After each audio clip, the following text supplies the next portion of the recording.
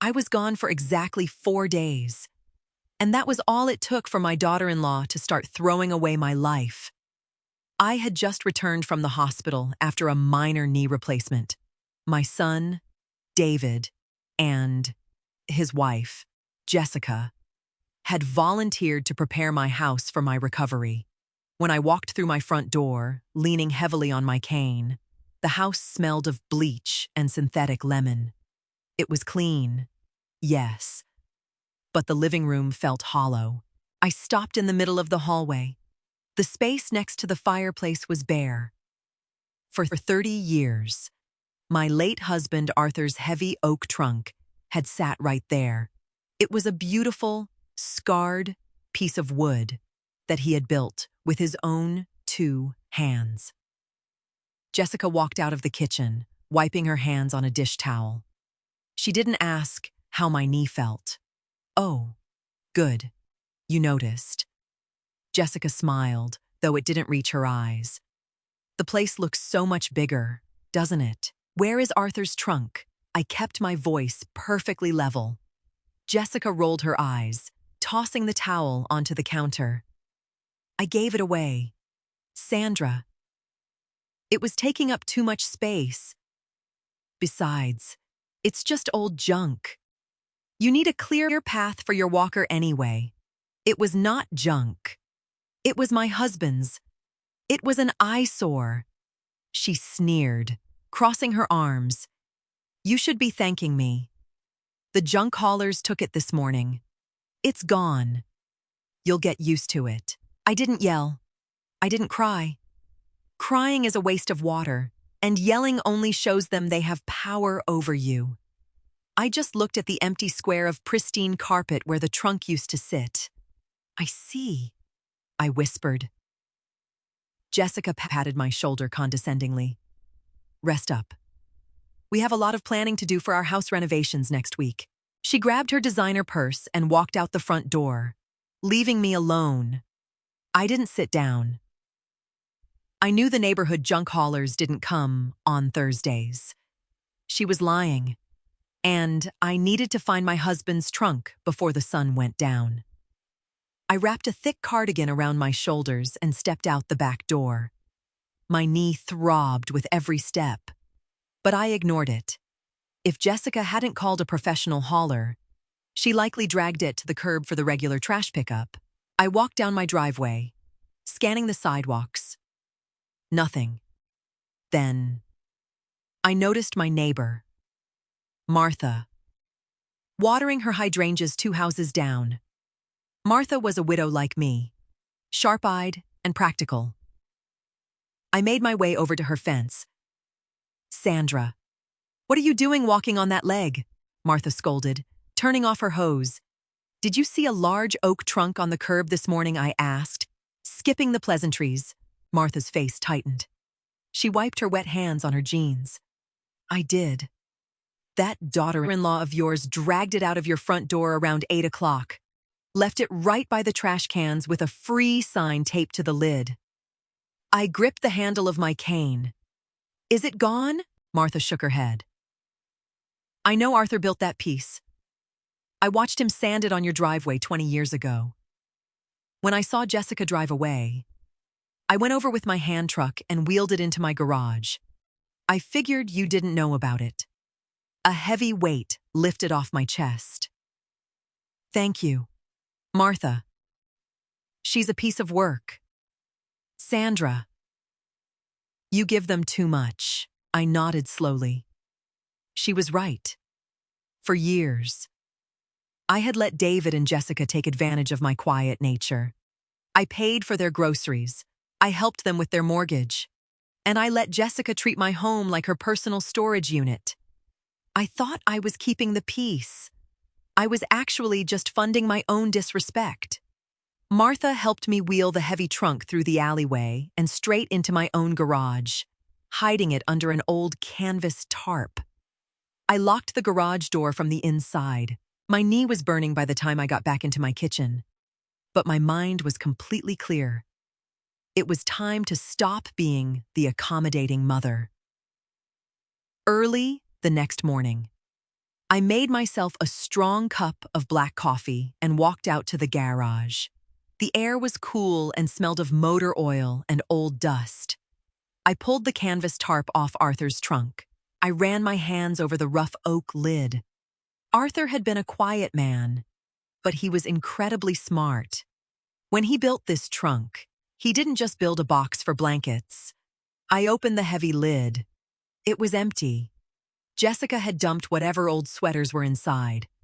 But I wasn't looking for sweaters.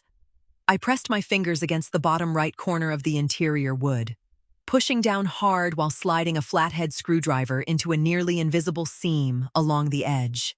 With a soft click, the floor of the trunk popped up. I lifted the false bottom away. Hidden underneath, resting in the shallow compartment, was a flat, metal lockbox. Arthur had placed it there decades ago. I took the box to my kitchen table and used the tiny key I kept on my keyring to open it. Inside was a stack of yellowing documents and a handwritten letter. I unfolded the letter first. Sandra. Arthur's familiar handwriting read, "If you are opening this, it means you finally need it. I bought the 20 acres of land behind the old mill 35 years ago. The deed is here. David thinks the acre he built his house on belongs to him. It doesn't. I never filed the transfer. I wanted to wait until he proved he could be a man. Only give it to him when they show you respect. If they don't, the land is yours. Protect yourself." I set the letter down, my heart pounding in my chest. When David and Jessica got married, they begged us to let them build a house on the family land. Arthur agreed, but he handled all the paperwork. David and Jessica assumed the land was transferred to their names. For 12 years, they had been living in a house built on my dirt. I traced Arthur's signature with my thumb. He always knew how to look out for me. By noon, the front door swung open. Jessica walked in without knocking, holding a sleek tablet and a stack of paper. David trailed behind her, looking down at his phone. "Morning. Sandra," Jessica announced, dropping the papers right onto my kitchen table, narrowly missing my coffee mug. "I brought the contractor's estimates for our kitchen remodel. We're doing the marble countertops and the custom island." I didn't look at the papers. "And why are you showing me this?" "Because the deposit is due today." Jessica sighed, looking at me as if I were a slow child. "It's $15,000. You just need to transfer it from the joint account to my personal checking. I'll handle the contractor from there." A few years ago, when Arthur passed, I added David to one of my main savings accounts for emergencies. Over time, Jessica had somehow gained access to it, treating it like a bottomless well for her lifestyle. $15,000 is a lot of money for countertops, I noted, folding my hands over the table. Jessica let out a sharp laugh. "Well, it's an investment in our property. It increases the value of our house. You wouldn't understand. You like holding on to old junk that just takes up space." She glanced proudly at the empty corner in the hallway, where she thought my trunk used to be. David finally looked up from his phone.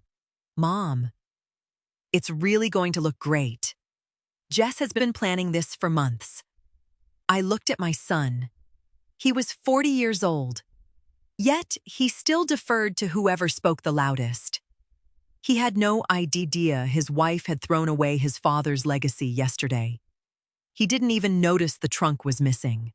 I picked up the contractor's estimate, folded it neatly into quarters, and slid it back across the table toward Jessica. "I'm not paying for this," I stated firmly. Jessica's fake smile vanished. "Excuse me. You heard me?" I maintained my posture, not raising my voice a single decibel. "I am not funding your kitchen remodel." Jessica's face flushed red. "We rely on that account. We already told the contractor we're moving forward. You can't just back out now because you're in a bad mood about some old wood box." "Watch me." I replied. Standing up slowly with my cane, David stepped forward, holding his hands up like a referee. Mom, come on. Let's not make a big deal out of this. Just do the transfer. We'll pay you back eventually. No. I walked past them and opened the front door. I have errands to run. Please lock the door behind you. I didn't wait for their response. I got into my car and drove straight to the bank downtown. I sat in the manager's office for nearly an hour. I withdrew every single penny from the joint savings account and transferred it into a new, secure account solely in my name. Then, I asked the banker to pull up the credit card associated with my profile.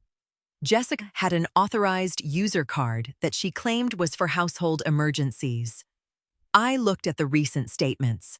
Hundreds of dollars at high-end salons, boutique clothing stores, and expensive lunches.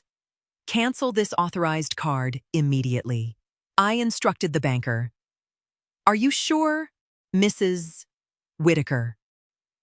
The card will be deactivated instantly, the young man behind the desk asked, typing on his keyboard. I've never been more sure of anything in my life. I walked out of that bank feeling 10 years younger. The crisp autumn air felt amazing against my face. For the first time since Arthur died, I felt completely in control of my own gravity. The tap was officially closed. I was sitting in my favorite armchair, reading a book, when my phone started buzzing relentlessly. I ignored it. 30 minutes later, tires screeched in my driveway. Heavy footsteps stomped up my porch.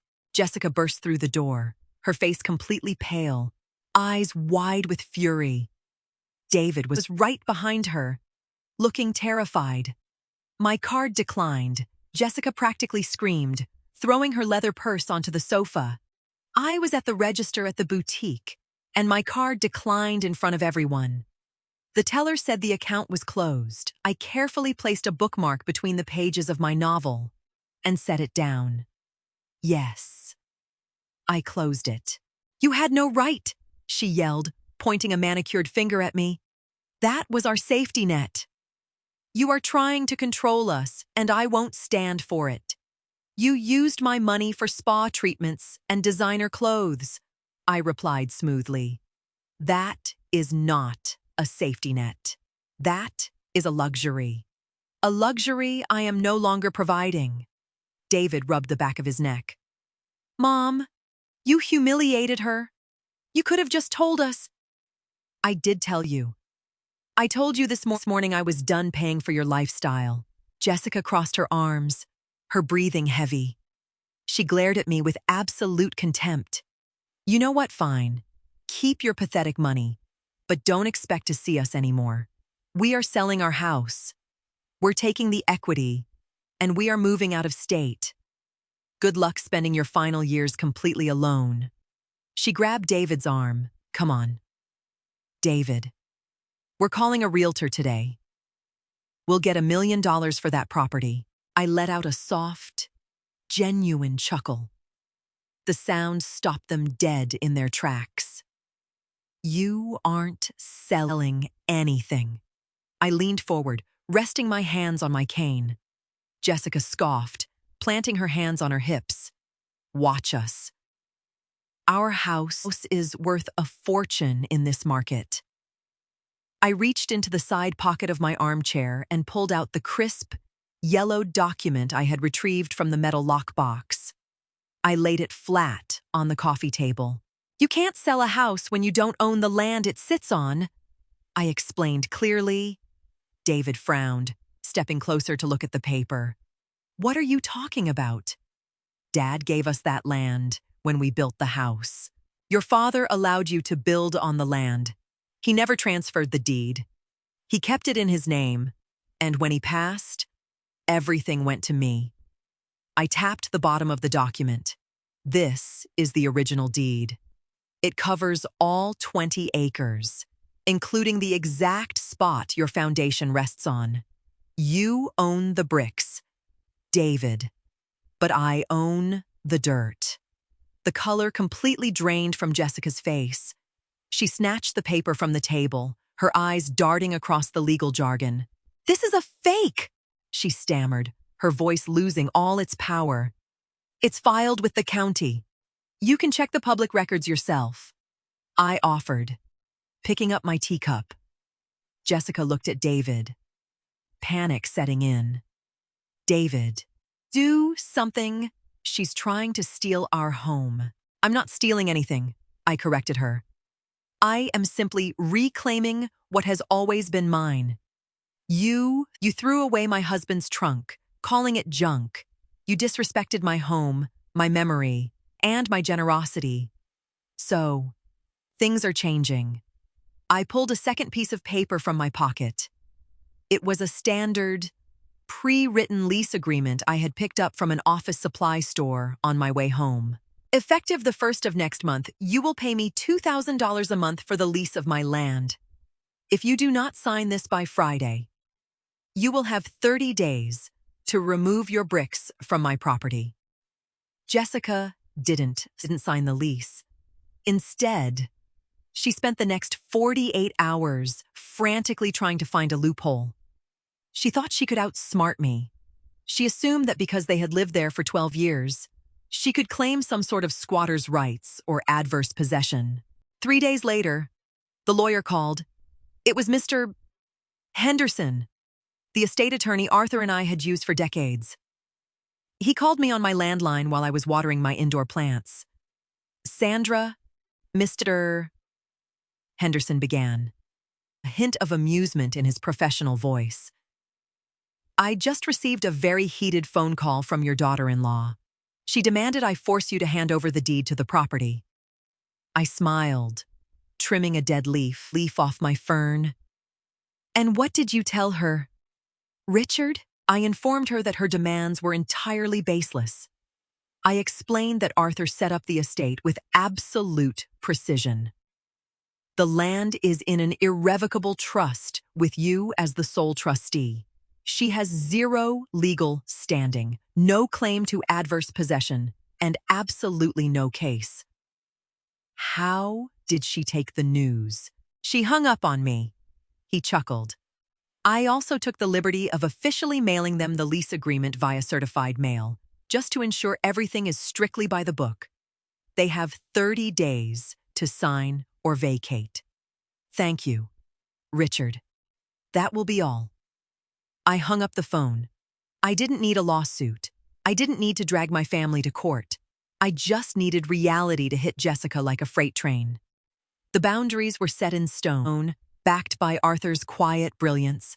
Now, the clock was ticking, and the choice was entirely theirs. On Thursday evening, the doorbells rang. I expected a screaming match. Instead, David stood on my porch alone.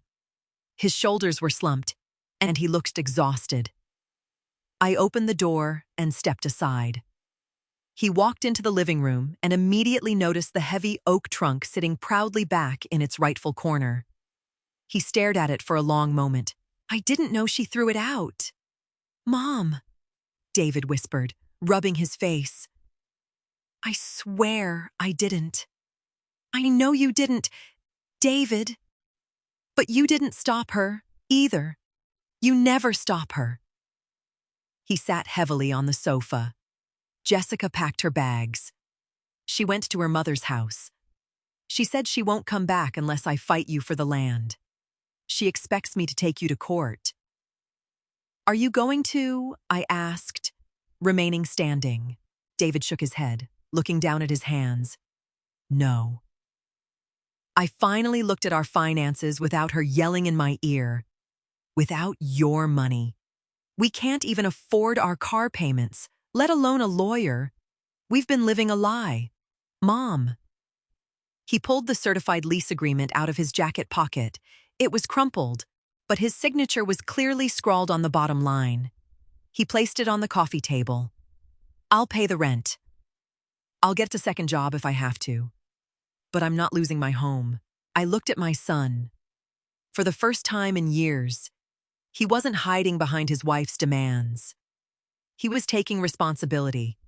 I didn't hug him, and I didn't offer to lower the rent.